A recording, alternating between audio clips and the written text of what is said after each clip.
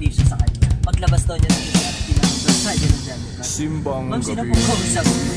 Ay, may kasama mo mo doon. Sabi ko, Simbang gabi. wala. Ma'am, mag-isa niyo lang. Alas 6 ng simbang gabi nang makita ka. Galing pa nga ng forma mo, naka-DMs ka pa. At 17 nang mamit kita palabas ng simbahan. Bumili ka pa nga ng puto bongbong doon sa tindahan. Simbang gabi.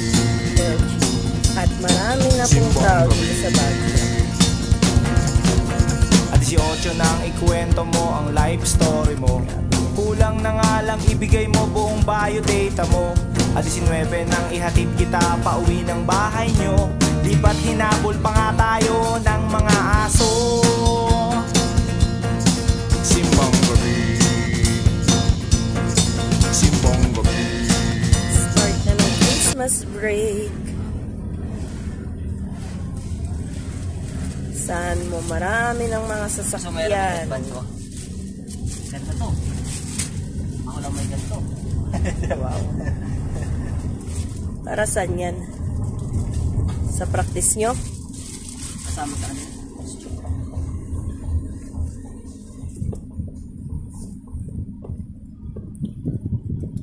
Babaw?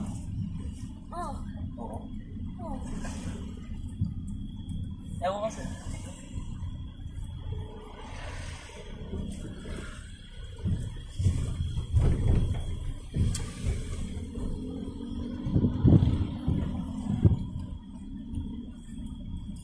May amoy siya. Saan mo yung kinuha? Binili.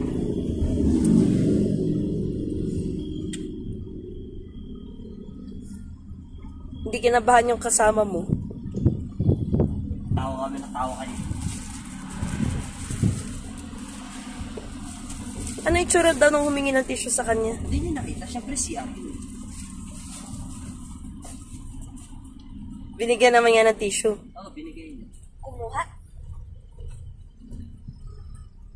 Saan? Sa loob na ng cubicle humingi ng tissue? Oo, di ba? Ito, kunyari ako, nandito CR. Oo.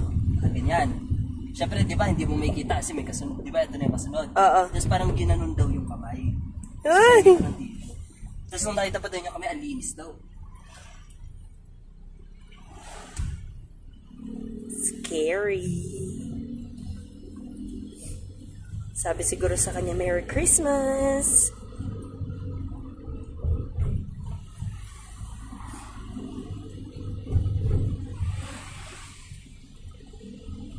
Doon yun sa may ano eh. Sa third floor, mag-start ka doon sa may cashier.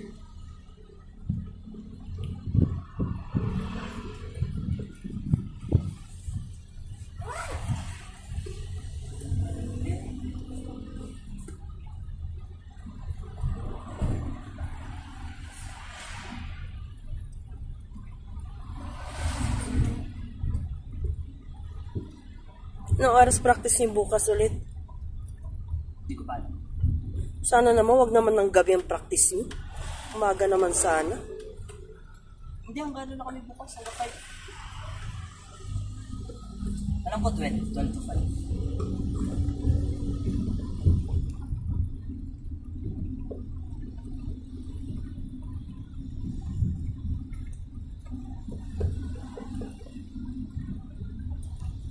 Di mo man lang daw pinansin si Fluffy.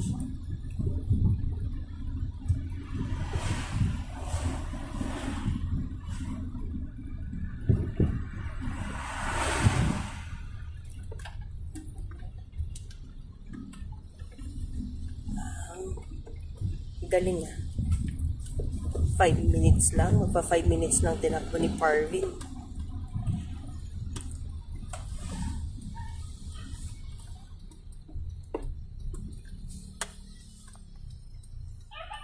Oops, si ate.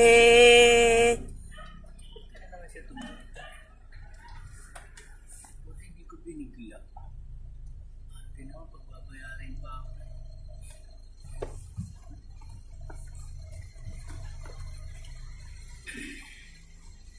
Tinitignan ko paano siya tatawid. Hindi ako bayaran.